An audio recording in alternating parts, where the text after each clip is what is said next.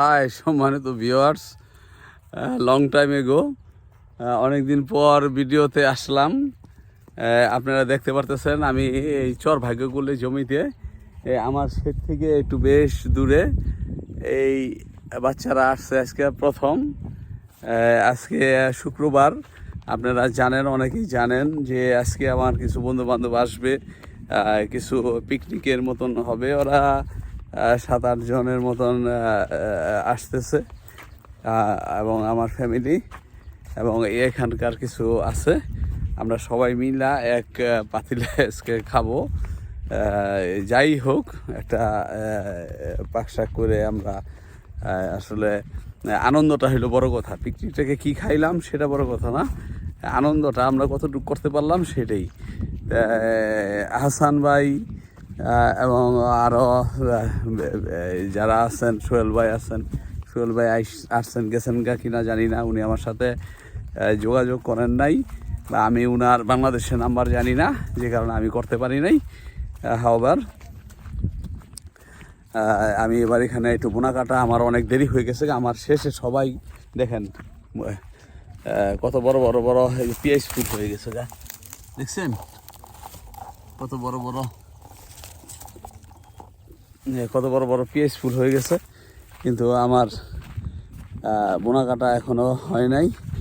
এবং অনেকে করতেছে, এই ভুট্টা গাছ হয়ে গেছে গা, আমারটা আজকে করতেছি। এখানকার যে স্থানীয় লেবার আছে, কি বলবো আসলে, ভুক্তভোগী না হইলে বোঝা যায় না, ঠিক আছে। নবাবী শ্রমিক তারা, ঠিক আছে। 8টা বাজে আসবে, 1টা বাজে গুছায় চলে যাবে গা, 700 টাকা জমা, ঠিক আছে। এখানকার এইগুলি হয় না, পোষায় না। তা আপনারা জানেন, হালুটি করা বা এই খামার করা মানে শ্রমিক, মানে টাকা যেন বাহির না হয়ে যায়, এইলো কথা। টাকা বাহির হয়ে গেলে খামারের লাভ থাকবে না, ঠিক আছে। প্রয়োজনের অতিরিক্ত খরচ হয়ে গেলে গা। তাই আমরা এখন, আমার বাচ্চারা আছে, এখন আমরা যাচ্ছি আপনার এই ওই আমার শেডের দিকে। আপনারা দেখতে পারতেছেন কিনা এখান থেকে সঠিক এটা বড় হয় না আবার।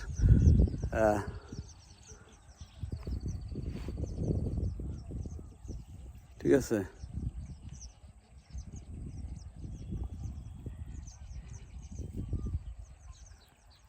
আচ্ছা যাই হোক, ওখানে শেড, আমরা ওখানে যাচ্ছি এখন।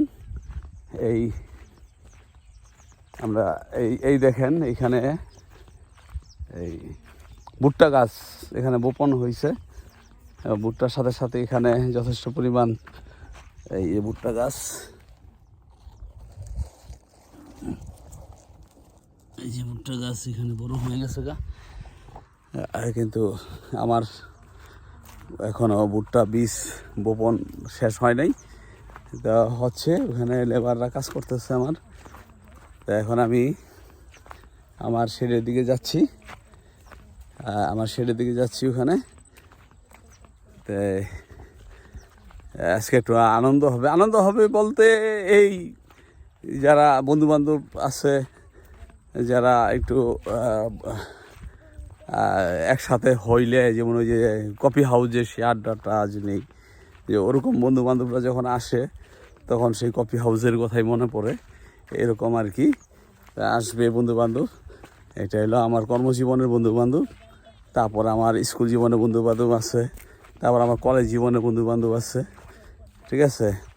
তারপর আরেকটা এলো আমার চাইল্ডহুড, আমার ছোটোবেলার সেই বন্ধুবান্ধব। আমার সবার কথা আজও মনে পড়ে, বিশেষ করে ময়মনসিংহ শহরের নুরানি জর্দা ফ্যাক্টরি, ওর পাশে যে টিএনটি অফিস, ওটার প্রধান ছিলেন আমার আব্বা, সুপারিনটেন্ডেন্ট ছিলেন উনি। ওখানে সুপারিনটেন্ডেন্ট থাকতে আমরা ওখানে ছিলাম। আমার বন্ধু ছিল নুরানি জর্দা ফ্যাক্টরি, নওশাদ, আমার আজও মনে পড়ে। সেই আমার চাইল্ডহুড, আমার ছোটোবেলার সেই বন্ধু, এই নওশাদের কথা। আমরা ছোটোবেলায় সেখানে ওই টারজান হইতো টিভিতে, আমরা টারজান দেখতাম আর এই টারজান খেলতাম। জানি না আপনারা এটা কতটুকু আনন্দ হিসাবে নিচ্ছেন। আমি খুব একটা সময় খুব করতাম, আমাকে টারজান বলা হইতো। আমি ছোটোবেলা খুব ডান পেটে ছিলাম, ঠিক আছে। আমার পাশে হইলো ভুট্টা ক্ষেত, ঠিক আছে। ছোটোবেলা ডান পেটে ছিলাম, সেই আমরা টারজান দেখেই আমরা সবাই মিলে টারজান খেলতাম, ঠিক আছে। এবং আমি অত্যন্ত ডান পেটে এবং অত্যন্ত সাহসী ছিলাম, যা কল্পনা করা যায় না। আমি ছোটোবেলা যেসব স্ট্যাম্প করছি সেগুলি যদি এখন আমি কল্পনা করি, আমার এই বয়সে আমার লোম খাড়ায় জায়গা, ইম্পসিবল, সেগুলি করা আমার পক্ষে কখনোই সম্ভব না। আপনি কখনো কি চিন্তা করবেন দোতলা বিল্ডিং থেকে নারকেল গাছে ডাকবা দইরা লাফ দিয়া নামবেন নিচে? আমি ছেলে সেই সময় করছি। এখন আমার গা শিশির করে, আমি কি করছি, ঠিক আছে। তারপরে ওই যে রাস্তার ভিতরে যে জরি বিক্রি করে, যে সাপ, ঠিক আছে, সাপের জরি, সেই সাপের জরি কোমরে বাইন্দা আমি এই কি বলে জাতি সাপ ধরতে গেছি। এক জায়গায় জাতি সাপ বেশি পাওয়া যায়, ঠিকই জাতি সাপ হয়েছে, কিন্তু আমি সেই সাপটাকে ধরার জন্য বহুত চেষ্টা করছি। আমার হাত ছোট ছিল বিধায় আমি সাপটাকে স্পর্শ করতে পারি নাই।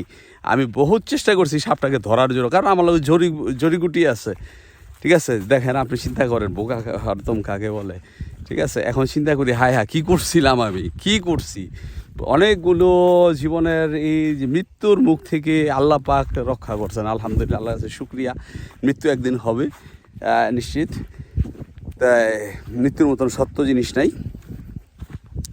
তো তখন আমি আজকে খুবই এক্সাইটিং, আমার সন্তানের আজকে এই প্রথম আসলো।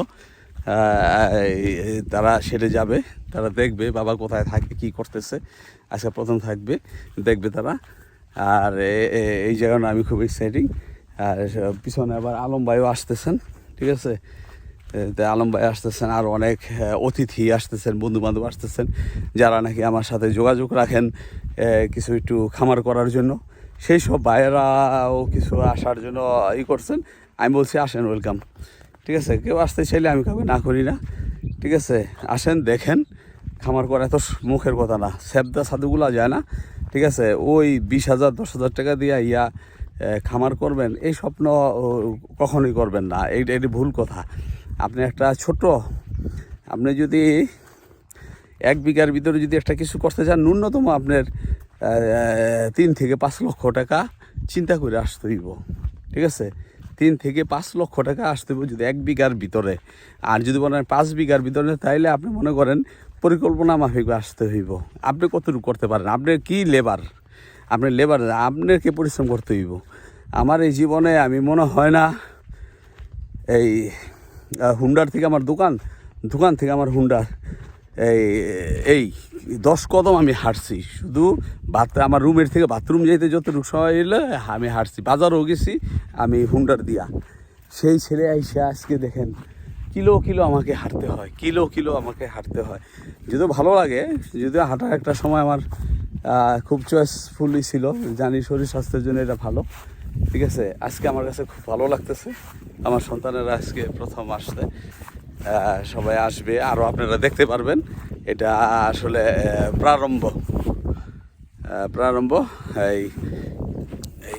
এই যে এটা হলো আমাদের খালেক চাচার সম্পদ। এগুলি এই কোরবানির জন্য এগুলি তিনি করতেছেন। এই যে 5টা 6টা উনি সার আছেন, এই কোরবানির জন্য তিনি এগুলি প্রস্তুত করতেছেন, ঠিক আছে, প্রস্তুত করতেছেন। ওই যে আরও আছে খালেক চাচা। যাই হোক, ওই দিক দিয়ে আজকে হবে,